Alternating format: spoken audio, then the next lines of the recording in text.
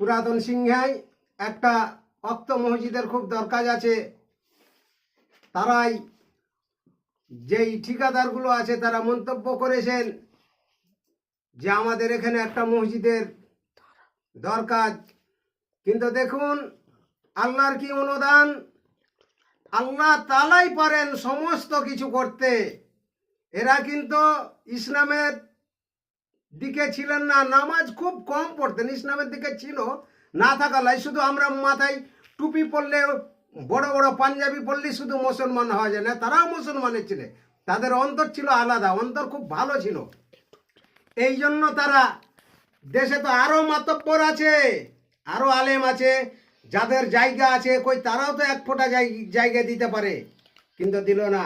যাই হোক, যে ভাই আমার জায়গা দিয়েছেন আশা করি আল্লাহ তিনাকে জান্নাতবাসী করুক, তিনার সারা যুগ যুগ ধরে থাকুক। তার নামটা দেন, একটু চা দেবেন না গো, চা খান না আপনারা? দেন, গলা শুকিয়ে গেল। তাই বলছিলাম যে সিংহাই প্রত্যেক ভাইদের কাছে আমার অনুরোধ যে আপনারা সবাই ঝাঁপিয়ে আসুন, মসজিদটা কিভাবে করতে হবে, কিরকম ভাবে করতে হবে। আপনাকে চাটা খান তারপর বলেন। ও তাই? হ্যাঁ।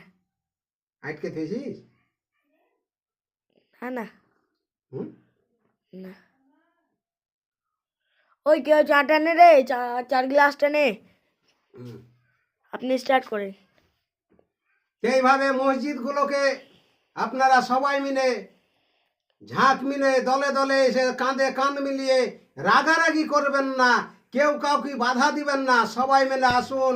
যিনি জায়গা দিয়েছেন তাকে ডাকুন, ডেকে সর্বপ্রথম ভিত খুঁড়ে, আপনারা মিস্ত্রি লোক, আপনারা সবাই জানেন কিভাবে করতে হয়, ইনশাল্লাহ তুলবেন। আর সবাই মিলে নামাজ পড়বেন, অবশ্যই নামাজ পড়বেন।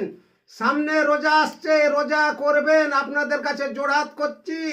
মুসলমানের ছেলে হয়ে খবরদার দাঁড়িয়ে পেচ্ছাপ করবেন না বাবাজি আমার, ভাইরা আমার, ও দরদি মুসলমানেরা।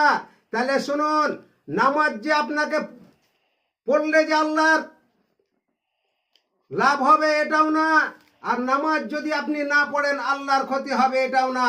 আমি ক্লাস 2 এর কি ক্লাস 3 এর বইয়ে একটা পড়া পড়েছিলাম যে কন কনি চাই চাই তার দস্তানা, বাজারটা ঘুরে দেখি জিনিসটা সস্তা না।